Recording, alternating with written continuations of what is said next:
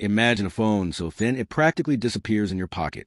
But then you open it and boom, it's a full-blown tablet. That's not science fiction anymore. That's what Samsung's claiming with the new Galaxy Z Fold 7.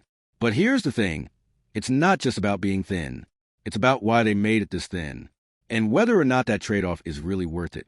Hey, welcome to the channel. If this is your first time here, thanks for stopping by. And if you've been around, you already know how we do things here. No fluff, no boring spec lists. Just real talk about whether these new devices are actually worth your time and money. Let's talk about the Fold 7. Not just as a phone, but as a decision. Because for the first time in years, Samsung's not just upgrading things, they're changing them. Rumors hit hard at first. 8.2 millimeters when folded. Then some said 9.5. Now, multiple sources, including the ever-reliable Ice Universe, are hinting it'll actually land around 9 millimeters thick, even with a camera bump. And I know what you're thinking. What's the big deal? A few millimeters here or there. But in your hand, that difference feels like a whole generation of improvement. This thing could genuinely be the most pocketable fold yet. And that's huge, because if you've ever carried one of the older Z Folds, you know, they're bulky. They feel like carrying two phones taped together. But this time, Samsung is making it sleek, slim, something you might actually want to carry every day. Something that feels like it belongs in 2025. But thinner doesn't always mean better. And here's where things get a little complicated. Because while the design is taking a leap forward, some things are staying exactly the same.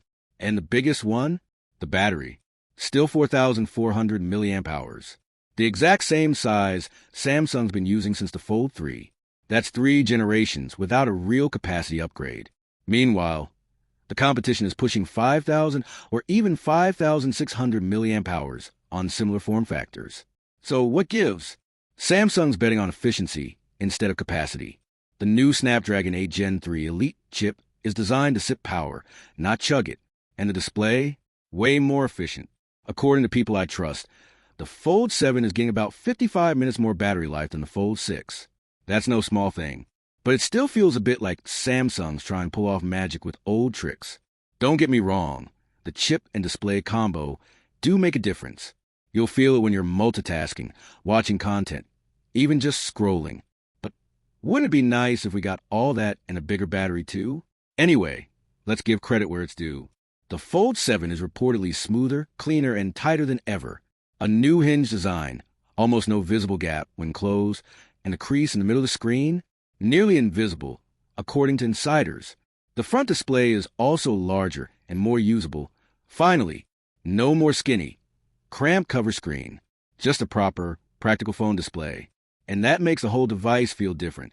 For the first time, it feels like Samsung's nailed the closed experience, which is how you use the phone most of the time anyway. It's no longer a remote control. It's a phone you can enjoy both open and closed. But here's a question. Do you really need a foldable phone? Probably not. But if you've ever used one, you know how hard it is to go back.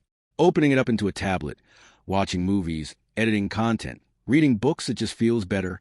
And with the Fold 7's improvements in size and design, it's finally getting close to feeling normal. Not like a fragile prototype or something you baby all day. A real, everyday device. Of course, there are still things that feel half-baked. Cameras, for one. Don't expect Galaxy S ultra-level shots here. Sources say the Fold 7 will keep a similar camera setup to last year. It's good, don't get me wrong, but it's not groundbreaking. And when you're paying premium prices, you kind of want everything to be top tier. Then there's price. Samsung's been keeping things steep with the Fold series.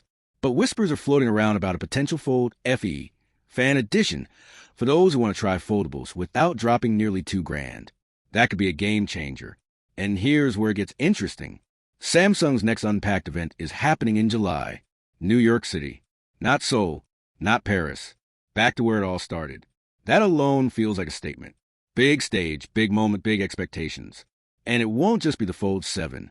We're expecting the Flip 7 new Galaxy watches, possibly a Fold FE, and maybe, just maybe, Samsung's first trifold phone.